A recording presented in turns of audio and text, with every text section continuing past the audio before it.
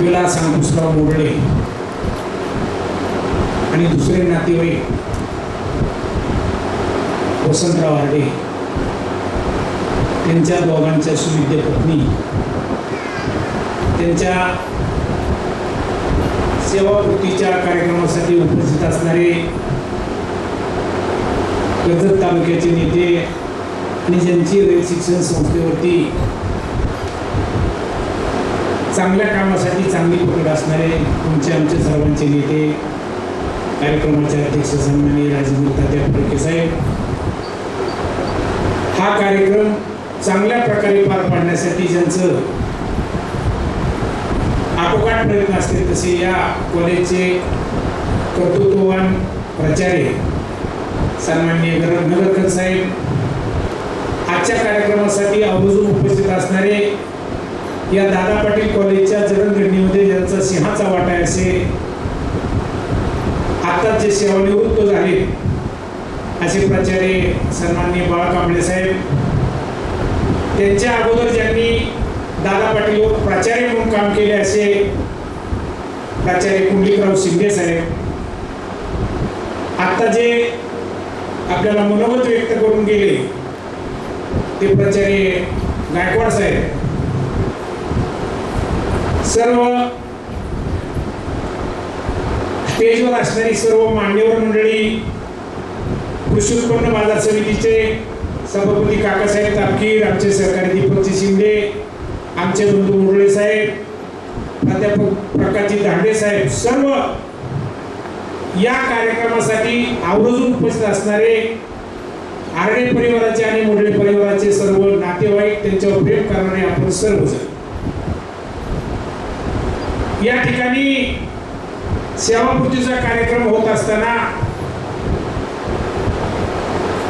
आमच्या विलास साहेबांनी मला सांगितलं,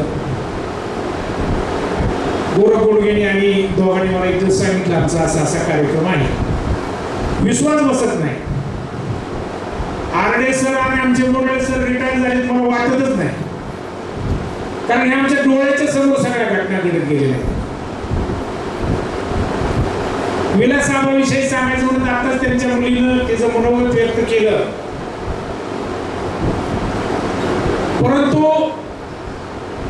माणूस घडत असताना त्याची पार्श्वभूमी बघितली पाहिजे. आमचे बंधू स्वर्गीय अंकुशराव मोडळे हे शेतकरी, अतिशय गरीब परिस्थिती, आणि आपल्या समोर विलास साहेबांचे आई बसलेले, यांना 4 अपत्ये, एवढ्या कष्टातून हा प्रपंच उभा करीत असताना त्यांनी मुलं शिकवण्याचा प्रयत्न केला. 3 मुलं चांगल्या प्रकारे शिकली,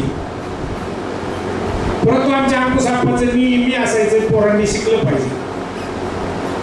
एवढ्या गरिबीतून पोरांना शिकवण्यासाठी किती त्यांना काय काय कष्ट करावं लागायचं ते आम्ही आमच्या डोळ्याने बघायचो. परंतु त्यांना साथ द्यायला विलास साहेबांचे मामा स्वर्गीय आप्पासाहेब खेडकर होते. पूर्वीच्या काळामध्ये रयत शिक्षण संस्थेवर ज्यांच्या पकडी असायच्या,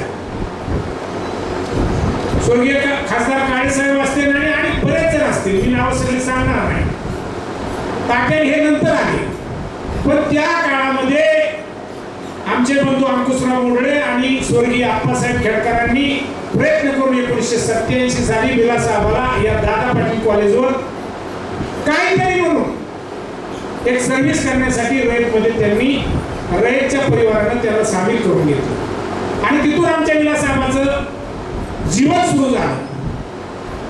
विलास साहेबांनी हे ठिकाणी काम करत असताना आता मी नावं सांगितली, खोत सरांच्या टायमाला ते नव्हते, परंतु प्राध्यापक शेटे साहेब असतील, गायकवाड साहेब असतील, शिंदे साहेब असतील, कांबळे साहेब असतील आणि आता नगरकर साहेब असतील, या सगळ्यांच्या मार्गदर्शनाखाली काम करत असताना स्वच्छते आणि इमानदारी आणि कष्ट कधी सोडलं नाही. म्हणून आज त्यांचा सन्मान करीत असताना सगळ्यांना एक आनंद वाटतो. आणि तशाच प्रकारचं एक व्यक्तिमत्व आमचे वसंतराव हार्डे. तुम्ही सांगता नाना तुम्हाला हे कसं माहिती, मी 84ला ग्रॅज्युएट झालोय. या कॉलेजनीच आम्हाला मोठं केले. ही आमची कर्मभूमी आहे दादा पाटील कॉलेज. आणि आम्ही ग्रॅज्युएट झाल्याच्या नंतर कालांतराने जी मुलं शिकत होती त्या मुलांमध्ये बरेच मुलं असायची. प्राध्यापक आमचे प्रकाश दांडे सर असायचे, प्राध्यापक शिवाजी दांडे सर असायचे आणि त्यांच्याबरोबर हे आमचे आरडे सर असायचे. हा सर्व मित्रत्वाचा एकत्र यायचे आणि त्या टायमाला आम्ही एकत्र कुठेतरी असायचो. एक मार्गदर्शक म्हणून काही गोष्टी करीत असताना आम्ही त्यांच्यावर असं त्यावेळेस पासून आरडे सरांचे आणि आमचे संबंध आहे. परंतु त्या माणसाची कष्ट करण्याची आताच त्यांच्या पुतण्याने सांगितलं आजोबा काय होते, आजी काय होती, परिस्थिती काय होती. परंतु या सगळ्यावर मात करीत असताना त्या भावंडांनी वेगळे व्यवसाय, शिक्षण हे ते करत करत बरेच वर्षे विना अनुदानित असे शाळा करीत रयत शिक्षण मध्ये त्यांनी काम केलं. परंतु 18 वर्षापासून दादा पाटील कॉलेजमध्ये काम करीत असताना त्यांनी त्यांची इमानदारी, कष्ट आणि सगळ्यांबरोबर स्नेह राखला. आता मी काही गोष्टी स्पष्ट बोलणारा माणूस आहे. शिक्षण क्षेत्र असलं, दुसरं क्षेत्र जरी असलं तरी बऱ्याच गोष्टी काय काय घडतात, आपल्या कानावर येतात, पेपरला येतं, व्हॉट्सअपला येतं, घडतात काही गोष्टी, नाही असं म्हणत नाही. परंतु वसंतराव आरडे आणि विलासराव मोडे यांच्या जीवनामध्ये कधी कर्जत तालुक्यामध्ये अशी बातमी आली नाही की ह्याच्याकडून एखादी चूक झाली. एवढ्या सचोटीने काम करणाऱ्या पोरांना आज निरोप देताना सगळ्यांना काय असतं, कोणाला तरी जायचं असेल, कोणाला तरी त्या ठिकाणी यायचं असतं. परंतु मी पहिल्यांदा सांगितलं की ते रिटायर झाल्यासारखे मला वाटत नाही.